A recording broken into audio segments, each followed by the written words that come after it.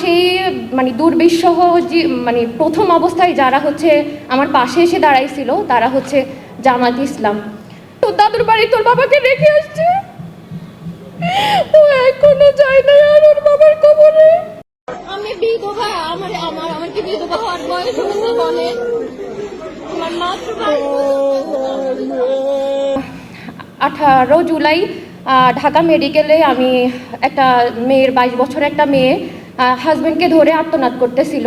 সে ভিডিওটা দেখে সারা বিশ্বের মানুষই কান্না করছে। তো ওই মেয়েটাই আমি। আমার 22 থেকে 24 হয়ে গেছে, আর আমার 2 বছরের বাচ্চা এখন 4 বছরের হয়েছে। তো 2 বছরে ও এখনো জানে না যে ওর বাবা নাই। ও জানে যে ওর বাবা ওর জন্য চকলেট গিফট এগুলো আনতে গেছে।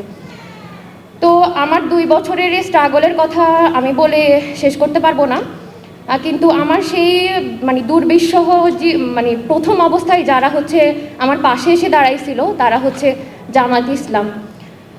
ওরা যে সময় আমার পাশে এসে দাঁড়াইছে ওটা আমি আজীবন মনে রাখবো, আমার মৃত্যু পর্যন্ত। আমার খারাপ সময়টা সারা জীবন থাকবে না, কিন্তু আমার খারাপ সময় কারা ছিল তাদের আমি আজীবন মনে রাখবো। একটা 22 বছরের মেয়ে বিধবা হওয়াটা এই সমাজের জন্য কীরকম হয় এটা সবাই জানি আমরা। আমার বাবাও নাই, ভাইও নাই, তারপরে হচ্ছে আমার হাজব্যান্ডও চলে গেছে। একটা মেয়ের লাইফের 4 জন পুরুষ খুব ইম্পর্টেন্ট, ওই 4 জনের একজনও আমার নাই। আমার হাজব্যান্ড আপনাদের যুদ্ধ ছিল হয়তো 17 বছরের, কারো 3 মাসের, কারো 1 মাসের, কিন্তু আমার জীবন যুদ্ধ। আমি যতদিন বাঁচবো ততদিন আমার এতিমকে নিয়ে হচ্ছে আমার সামনের জীবন আগাইতে হবে। তো জুলাই সনদ আমি চাই এটা হচ্ছে জনগণের রায়, এটা এই বাংলাদেশটা রক্তের উপর দাঁড়ানো।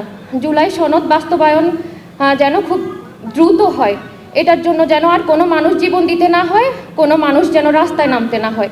এটা আমার আর 1400 শহীদ পরিবার, ওই 70% যারা হ্যাঁ ভোটে হ্যাঁ দিছে তাদের সবার ইয়ে। তো এটা নিয়ে কোনো তালবাহানা না করুক, এটা সুন্দর মতো হচ্ছে দিয়ে দিক। আর একটা কথা বলি, সেটা হচ্ছে প্রায় 1400 মানুষ শহীদ হয়েছে। ওই 1400 মানুষ, 1400 একটা সংখ্যা, কিন্তু আমার লাইফের আমার মানুষটা আমার জীবন ছিল। ওই একটা মানুষের সাথে আমরা কয়েকটা মানুষের জীবন জড়িত। একটা মানুষ যে চলে গেছে তার সাথে তার সন্তান, তার স্ত্রী, তার বাবা, তার মা। একজন মায়ের একাধিক সন্তান হয়, কিন্তু একটা সন্তানের একাধিক বাবা হয় না। আমি এতিম ছোটবেলার থেকে, আমার বাবা ছিল না, আর আমার সন্তানও হচ্ছে এতিম। এটা আমি ওটা বলতে পারি না, আমার সাহসী নেই।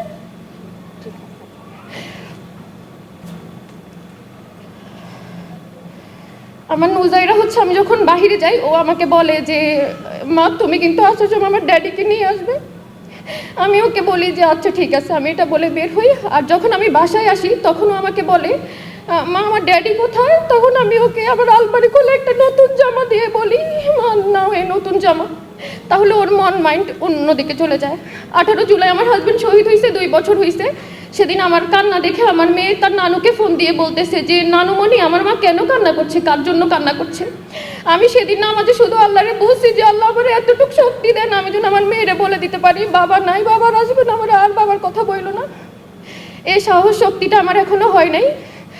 আমি আমার লাইফের এই কয় বছরে আমি একটা জায়গায় হচ্ছে আটকে গেছি, যে 18 জুলাই আমি আমার হাজবেন্ডকে এত ডেকেও সেদিন ঢাকা মেডিকেল থেকে বের করে আমার মেয়ের কাছে এনে বলতে পারি নাই যে এই নাও তোমার বাবা। যেই মেয়েটা বাবার কোলে করে দাদু বাড়িতে যাইতো, সেই মেয়েটা বাবাকে বক্সে করে আর সে সামনে বসে হচ্ছে ওর দাদুর বাড়ি তোর বাবাকে রেখে আসছে, ও এখনো যায় না আর ওর বাবার কবরে।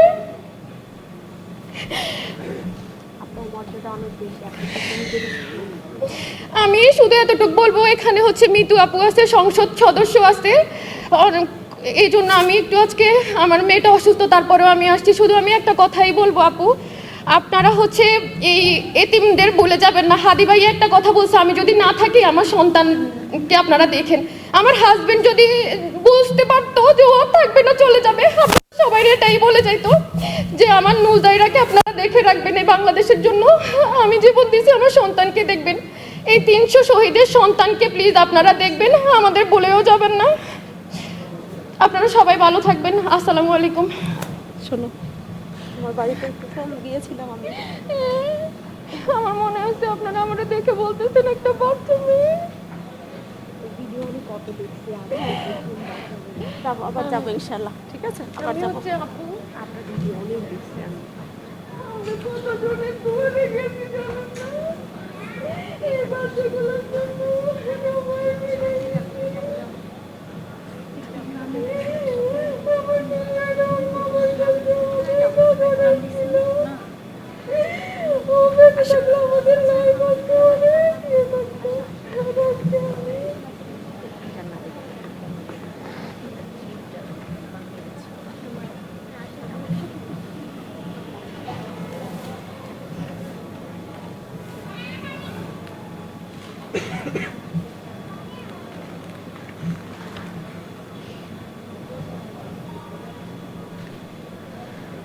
আমরা আল্লাহর কাছে দোয়া করছি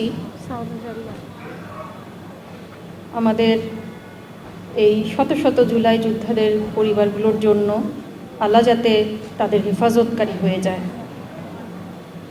আমরা যাতে এর উপযুক্ত বদলা নিতে পারি বাংলাদেশে ইনসাফের শাসন কায়েম করার মাধ্যমে।